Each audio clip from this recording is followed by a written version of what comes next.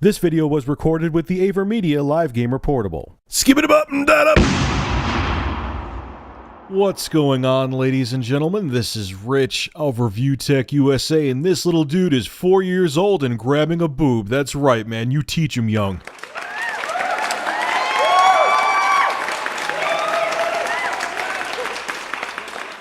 So I kind of said this in the past before, but I am not a game designer, software engineer, hardware engineer, so I wasn't going to go on and on about it, but John Carmack can.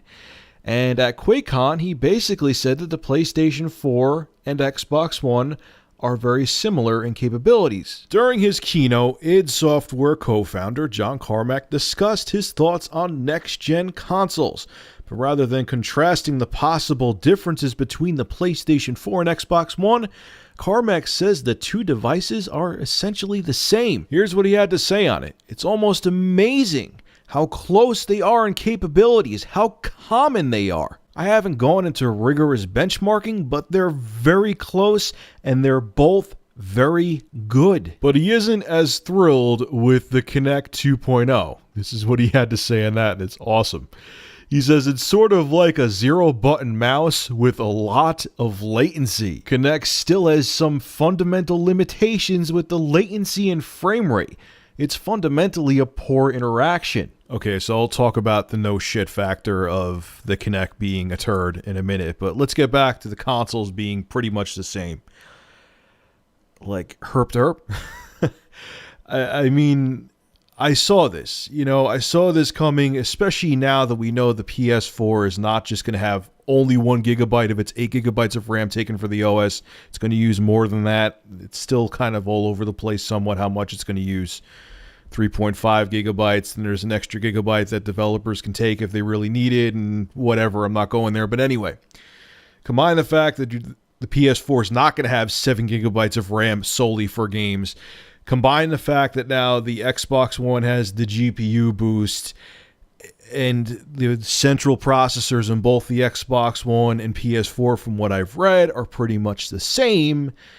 Yeah, you're pretty much going to get the same experience. Now, maybe in the future with the superior graphics processor of the PlayStation 4, maybe we'll see the exclusive titles for the PlayStation 4 really shine, or maybe really late in the life, because both Sony and Microsoft are saying this is going to be a 10-year cycle.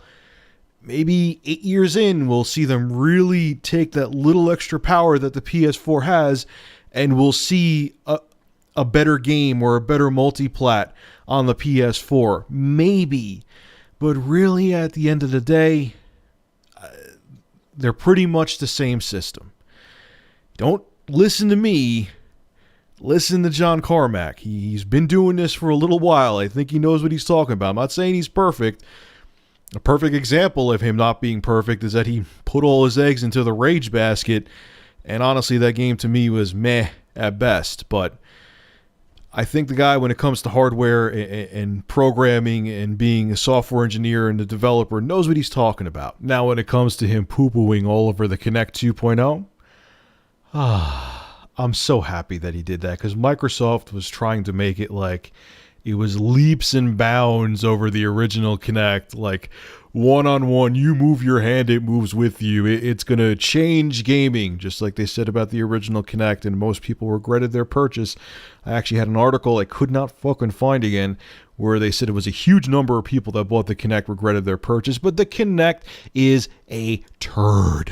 It is a piece of shit. You're forcing it down people's throats, Microsoft. You're shoving it down there because you think it's what's going to make the Xbox One different, and nobody cares. Even people that are Xbox fanboys do not care about that Kinect.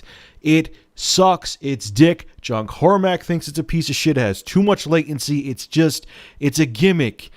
I can't believe you didn't learn that with the original Kinect. I cannot believe you were forcing people to get that with the console. It just blows my mind, but I have beaten that horse to death 5 times over, so I'm not going to make another 3-hour video about it.